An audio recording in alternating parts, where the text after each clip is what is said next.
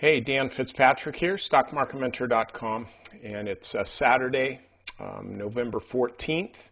And this video we're sending out to everybody that's on our email list, not just members. And, the reason is because I think this is a really critical time in the market, most notably on Monday morning, because of what happened yesterday over in Paris. And I certainly send my prayers and best wishes to anybody and everybody who's been impacted by that. And that's really about all I'm going to say about it, because I have, as people who know me, a lot of our members, you can probably bet I have some real strong feelings about that, but you're not paying me for that. So let's just stick to the market. Could very well be on Monday morning that we'll see a big gap down. It's really difficult to say because this occurred on Friday. There's 2 days for the markets to digest this. And so I just couldn't tell you whether this is going to be a big deal on Monday morning. I'm just switching my Bollinger Bands to the standard here. Whether this is going to be a really big deal on Monday morning where the S&P, the market, a lot of stocks are going to gap way down to a point where all the selling occurs at the open. And then by 9:35, you're going to get this big whoosh higher. Really, really hard to say. In fact, it's impossible to say with any kind of credibility. I'm sure you'll get some people who've already come out and told you exactly what the market's going to do on Monday. I'm telling you this. Those people are flipping coins. They have no idea. So anyway, I am supposed to be off next week. I'm supposed to be off next week on vacation. But because of what's happening here and what I anticipate, or actually haven't even no idea what's going to happen on Monday morning, I'm going to start my vacation a little bit late and will be online on Monday morning in the forum. And, we'll see if we can manage this together. So anyway, with all of that said, I believe that either on Monday or Tuesday, you're going to see a lot of margin calls coming in, which is going to force more liquidation. And the reason is, I want you to stop and think about this. And I mentioned it, I know when I mentioned this. I mentioned this in a video that you're going to get Monday night. I was talking about how money managers, I'm not talking about individual traders, I'm talking about money managers are likely behind the market right now. They've lost money for their clients, and that doesn't make the client feel too good, because if I've got somebody managing my money and I'm paying them, a couple percentage points or whatever, if you're a hedge fund, nice to be you, 2 and 20. I can lose money by myself, or I can put my money in the bank and almost get a return. So the bottom line is, money managers, certainly hedge funds, need to be making money for their clients, or they're actually going to have a bunch of ex-clients. So because of that, at the end of the year, and as this market has moved higher, I think you've got more and more investors, more and more traders and money managers that have been on margin trying to catch up. And so we get this little bounce here, and suddenly it accelerates to the downside. Well, now magically all those margin positions are really going to matter. So I think you could see some forced liquidation next week that could in fact lead to a pretty good buying opportunity. But as I sit here right now, I couldn't tell you. I'm not going to waste your time. I could spend 5-10 more minutes thinking about all these different ways that I could tell you. I have no flipping idea what's going to happen on Monday morning, but there, I just said it. So the Dow Industrials, same thing. The further down the market gaps, and by the way, for all I know, the market could gap up on Monday. I just don't know. I'm doing this on Saturday afternoon. The further down the gap is on Monday morning, the more, if you're long, if you have positions, the more your tendency is going to be to be liquidating, to selling, like, oh my gosh, I can't believe that my stock has gone down this much, I gotta sell. Look, I've fallen prey to that, and here's how you get out of it. Seriously. Okay, on Monday morning, and listen to me, I'm giving you pearls here. You can take this with you, and you'll use it forever. If a stock that you own gaps down, or let's say it just really gets away from you, and it's down at a horribly low level, because you didn't have a stop in, or maybe you had a stop in and you knew the stock was going to gap down, so you took your stop off before the market opened, which, by the way, is a good idea to do. The stock gaps down so much, like let's say, here, we'll do it this way. Let's actually say it is a stock. Okay, so let's say you own this stock, and it gaps down for whatever reason, gaps down, oh, we'll say to this level. Big, huge gap, 10 points, massive gap. So this is money that you've already lost. See, the market opens up on Monday.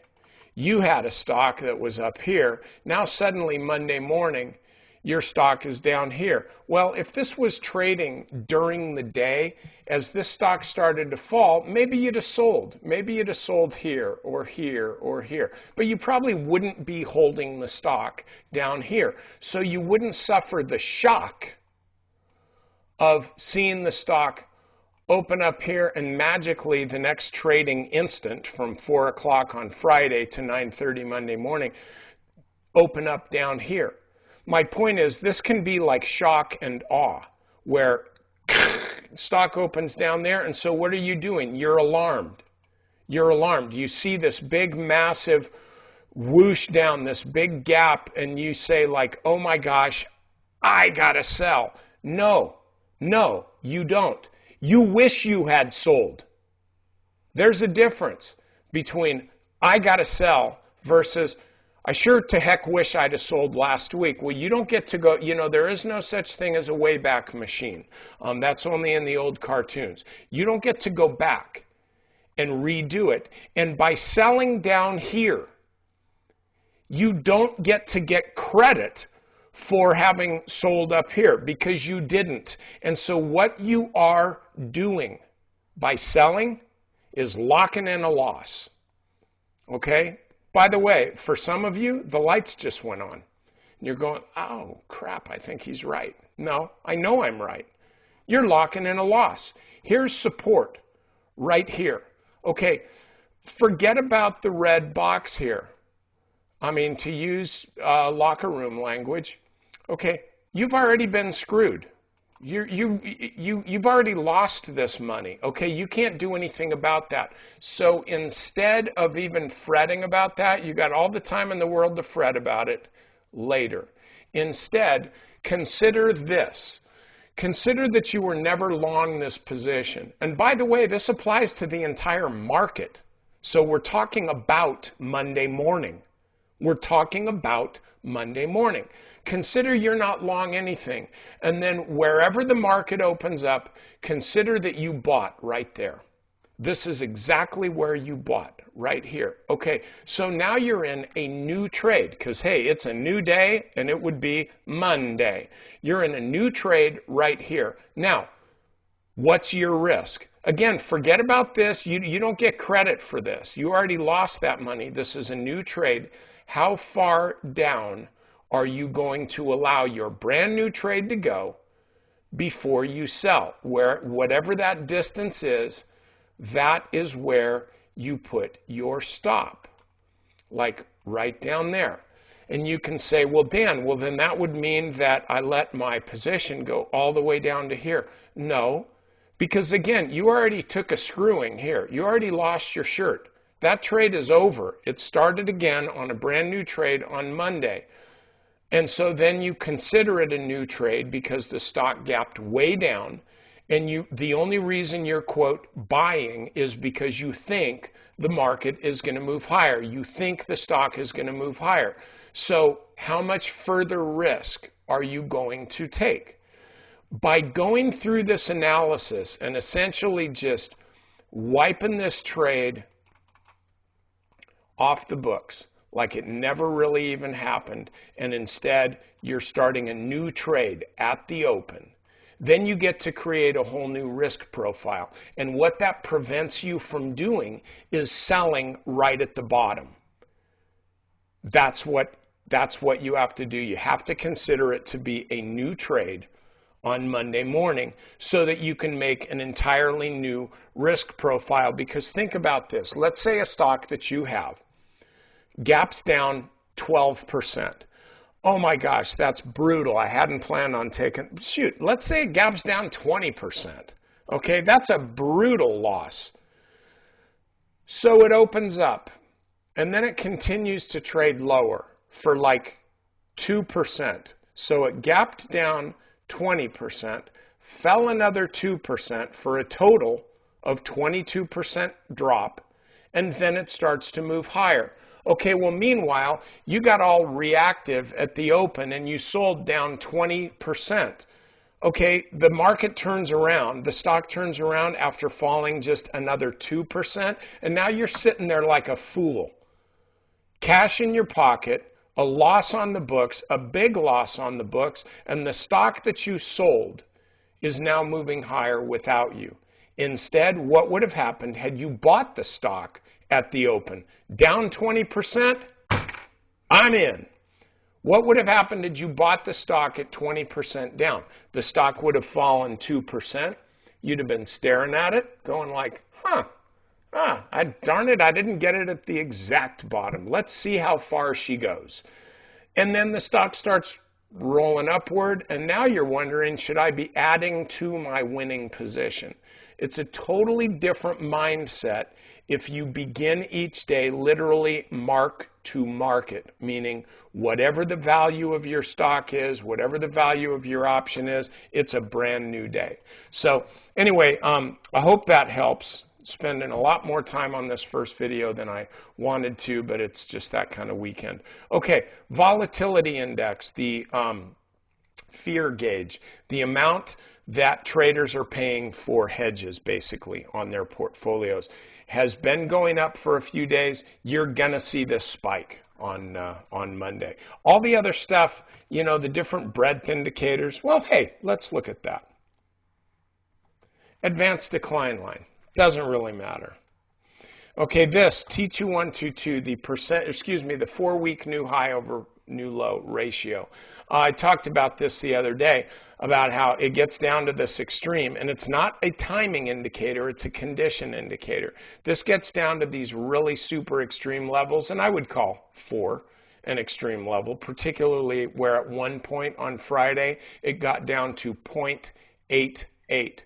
That's a massive sell-off in the market over time. Again, this is the new week, the new 4-week highs over the new 4-week lows, a ratio. Okay, when it gets down to basically a fraction, you can virtually always look for a move higher. Okay, so I was looking for that potentially on Friday morning, but certainly didn't come. So now we got to look for that again, and this goes back to the beginning. After this kind of massive sell-off, any kind of gap down, wherever it is likely to be met with buying.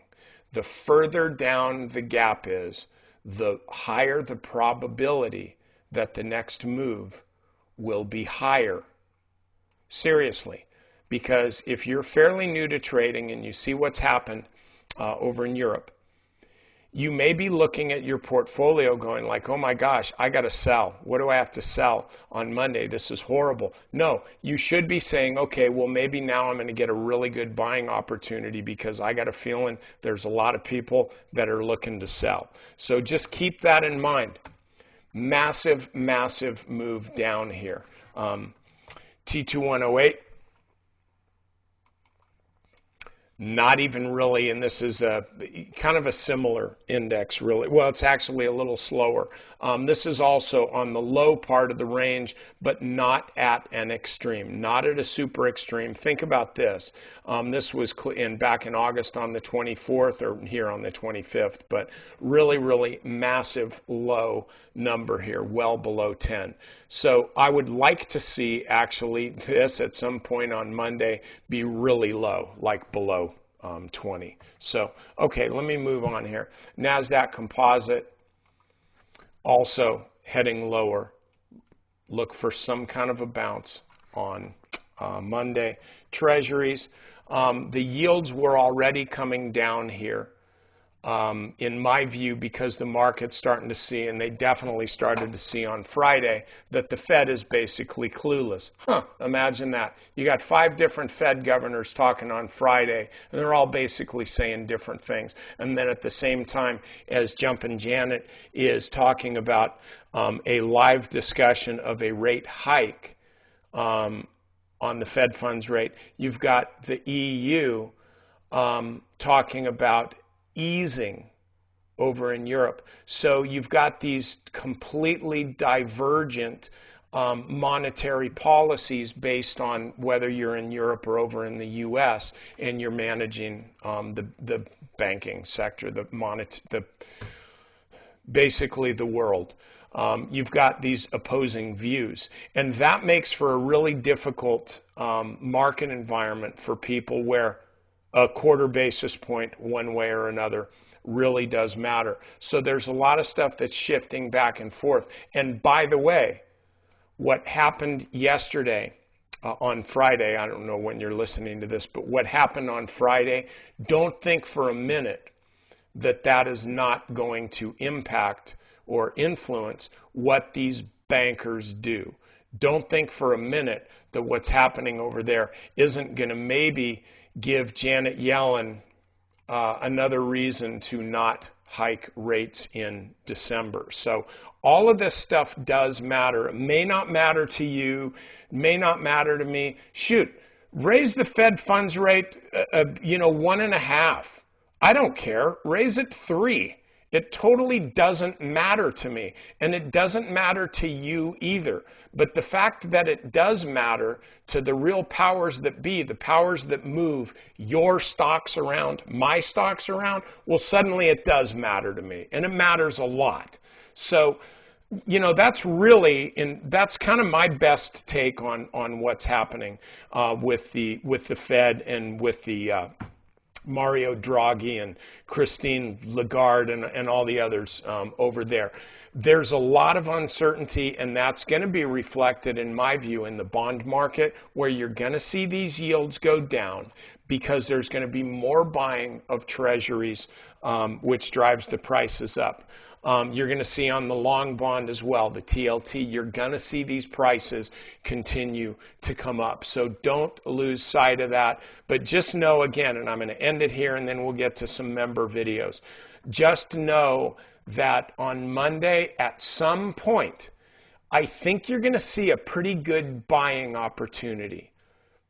Perhaps right at the open, but at some point, I think the selling is going to run its course because the market, the crowd, whatever, has already got kind of a head start on the stock for cash game. So anyway, that's it for this video. Sorry it went on so long, but to you folks who are not members, who have not had a free trial, please give Stock Market Mentor a shot. Watch my videos for 30 days for free.